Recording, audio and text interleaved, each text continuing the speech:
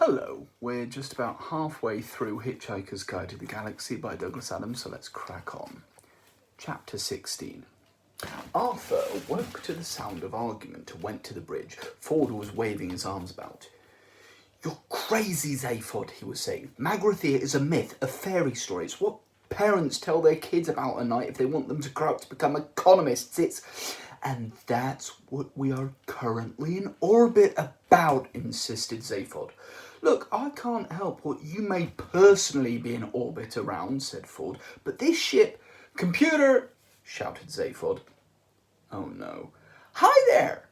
This is Eddie, your shipboard computer, and I'm feeling just great, guys, and I know I'm just gonna get a bundle of kicks out of any program you care to run through me."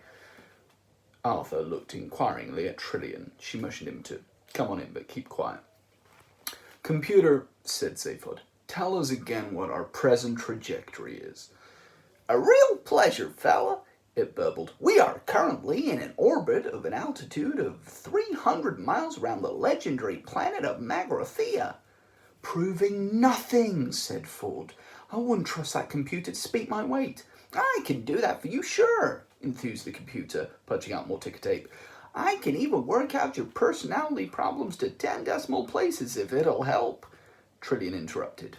"Zaphod," she said, "any minute now we'll be swinging round to the daylight side of this planet," adding, "whatever it turns out to be." "Hey, what do you mean by that? The planet's where I predicted it would be, isn't it?" "Yes, I know there's a planet there. I'm not arguing with anyone. It's just that I wouldn't know Magrathea from any other lump of cold rock. Dawn's coming up if you want it." Okay, muttered Zaphod. "Let's at least give our eyes a good time. Computer!"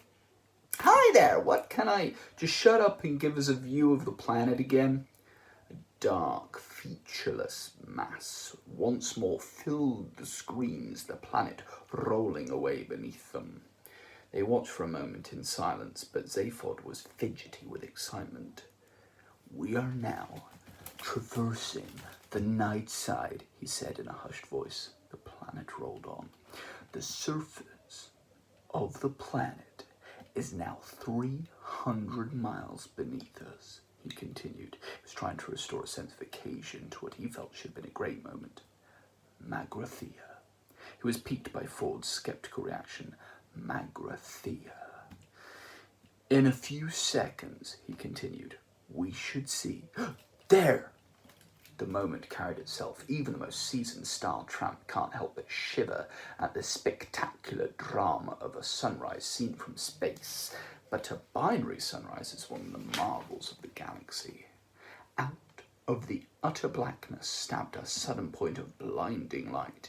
It crept up by slight degrees and spread sideways in a thin crescent blade, and within seconds 2 suns were visible, furnaces of light searing the black edge of the horizon with white fire. Fierce shafts of colour streaked through the thin atmosphere beneath them. "The fires of dawn," breathed Zaphod. "The twin suns of Solianus and Ram." "Or whatever," said Ford quietly. "Solianus and Ram," insisted Zaphod. The suns blazed into the pitch of space, and a low, ghostly music floated through the bridge. Marvin was humming ironically because he hated humans so much.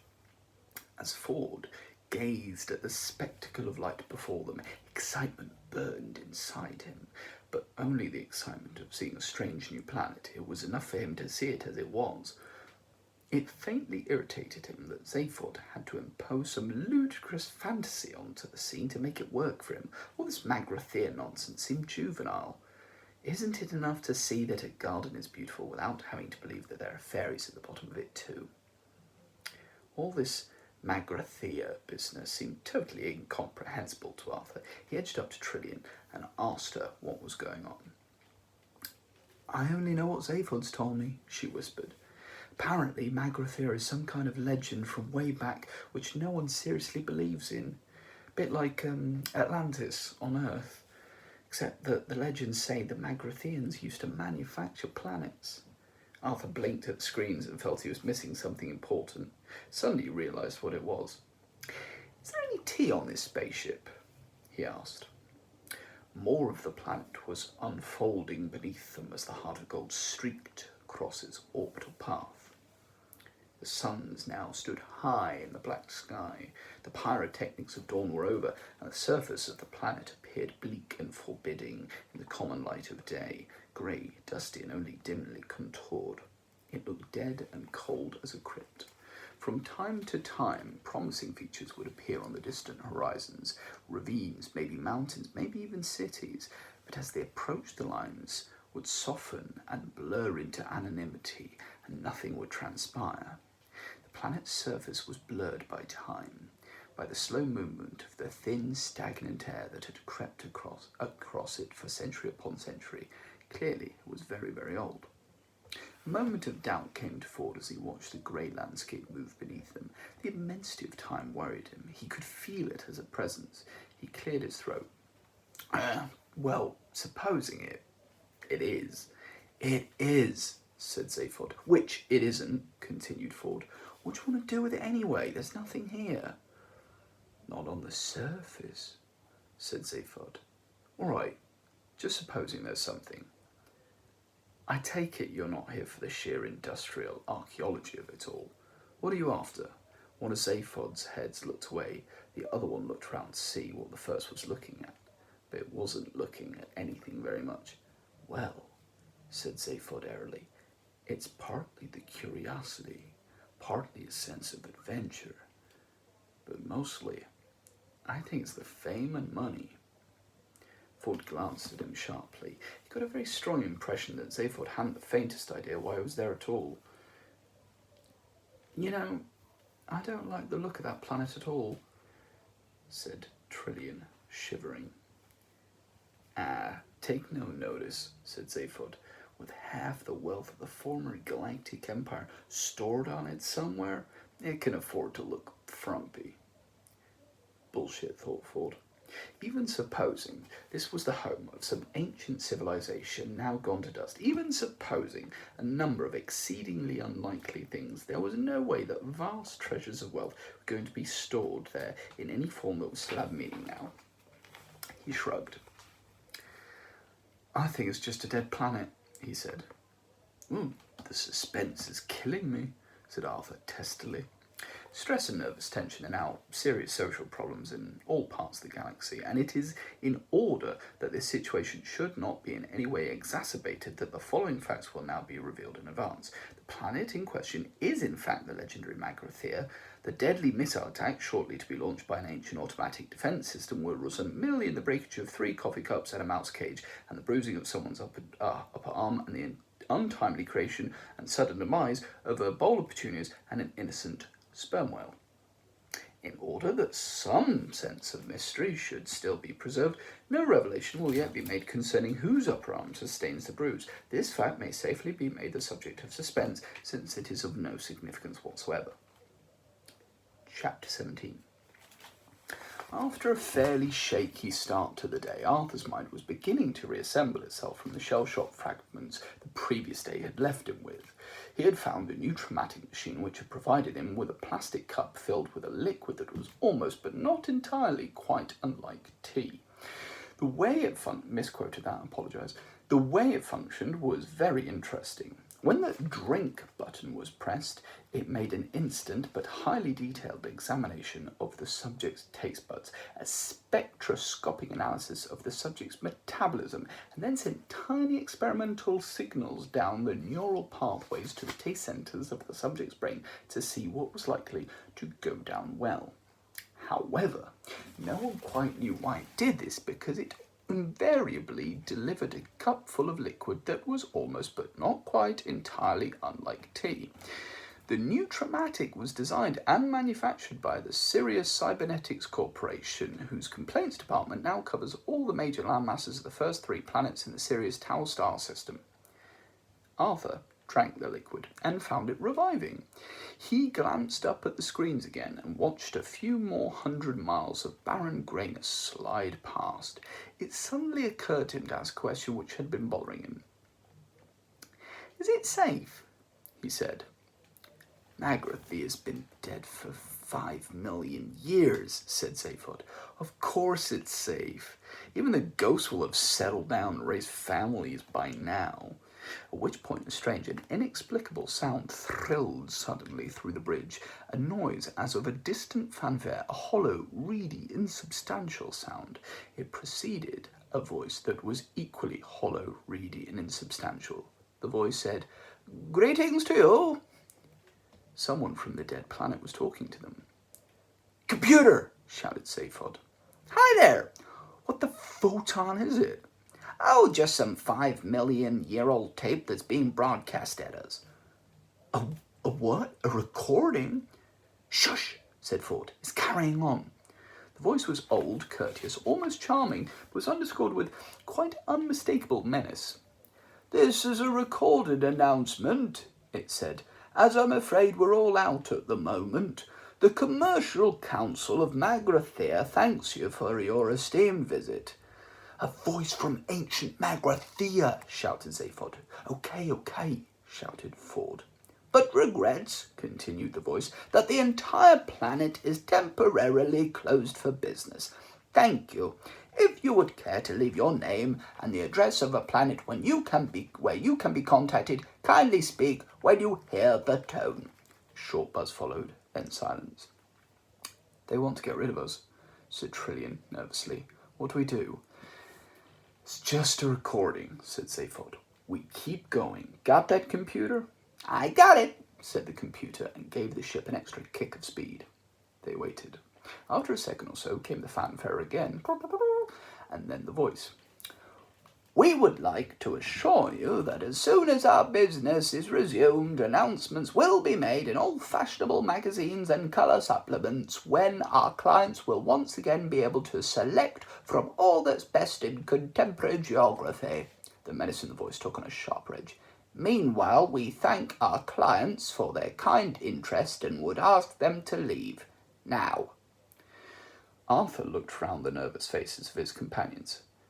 "Well, I suppose we better get going then, hadn't we?" he suggested. "Shh," said Zaphod. "There's absolutely nothing to be worried about." "Then why is everyone so tense?" "They're just interested," shouted Zaphod. "Computer, start to descend into the atmosphere and prepare for a landing." This time the fanfare was quite perfunctory. The voice now distinctly cold.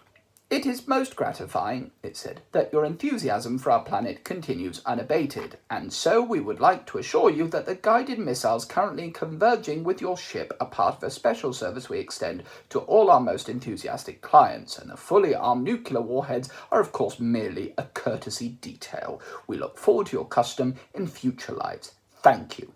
The voice snapped off. "Oh," said Trillian. Said Arthur. "Well," said Ford. "Look," said Zaphod, "will you get it into your heads? That's just a recorded message. It's millions of years old. It doesn't apply to us. Get it?" "What?" said Trillian quietly. "About the missiles." "Missiles? Don't make me laugh." Ford tapped Zaphod on the shoulder and pointed at the rear screen. Clear in the distance behind them, 2 silver darts were climbing through the atmosphere towards the ship. A quick change of magnification brought them into close focus. 2 massively real rockets thundering through the sky. The suddenness of it was very shocking.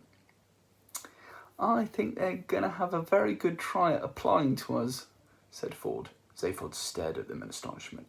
"Hey, this is terrific," he said. "Someone down there is trying to kill us." "Terrific," said Arthur. "But don't you see what this means?" "Yes, we're going to die." "Yeah, but apart from that, it means we must be on something. How soon can we get off it?" Second by second, the image of the missiles on the screen grew larger. They had swung round now onto a direct homing course, so that all that could be seen of them now was the warheads head on. "As a matter of interest," said Trillian, "what are we going to do?" "Just keep cool," said Zaphod. "Is that all?" shouted Arthur. "No, we're also going to take evasive action," said Zaphod with sudden access of panic. Computer, what evasive action can we take? None, I'm afraid, guys, said the computer. Or something, said Zaphod. He said. There seems to be something jamming my guidance systems, explained the computer brightly. Impact minus 45 seconds. Please call me Eddie if it'll help you relax. Zaphod tried to run in several equally decisive directions simultaneously. Right, he said. We've got to get manual control of this ship. Can you fly her?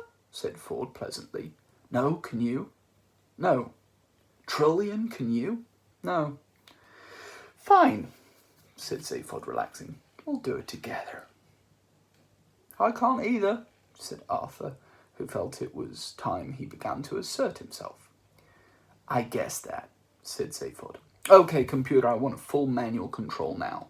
You got it, said the computer. Several large desk panels slid open and banks of control panels sprang up out of them, showering the crew with bits of expanded polystyrene packaging and balls of rolled-up cellophane. These controls had never been used before. Zaphod stared at them widely.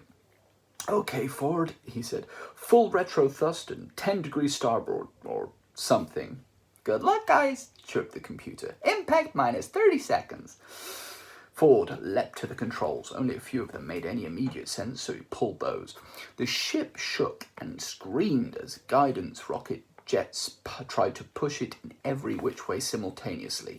He released half of them, and the ship span round in a tight arc and headed back the way it had come, straight towards the oncoming missiles.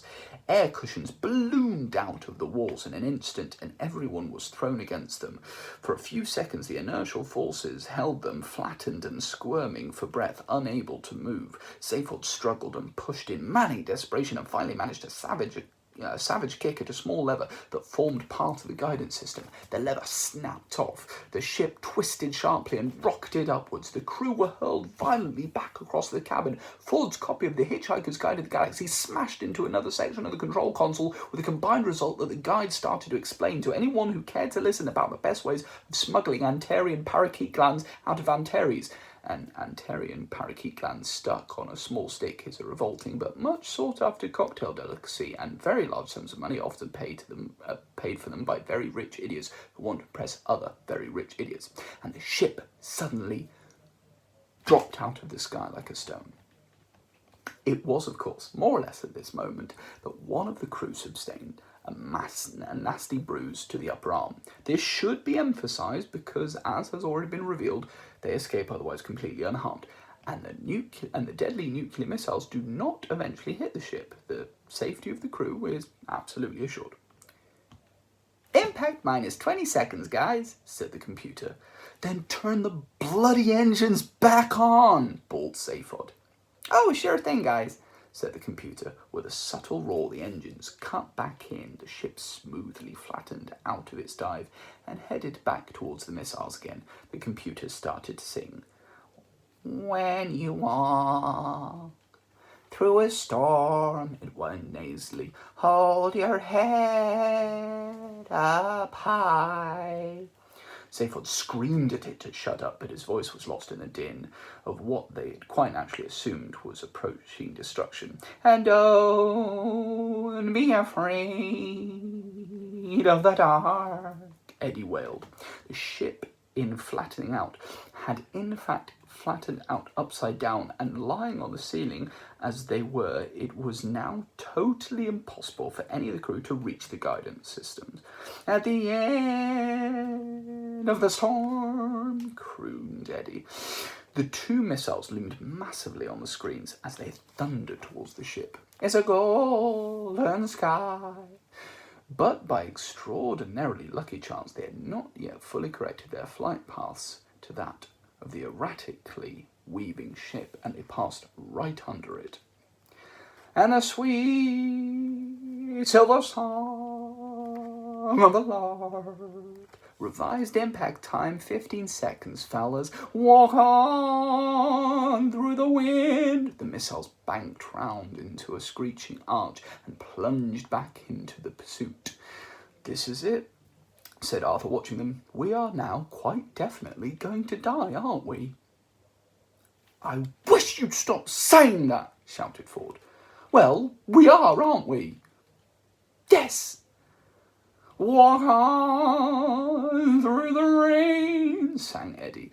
A thought struck Arthur. He struggled to his feet. Why doesn't anyone turn on this improbability drive thing? He said. We could probably reach that. What, are you crazy? Said Zaphod. Without proper programming, anything could happen.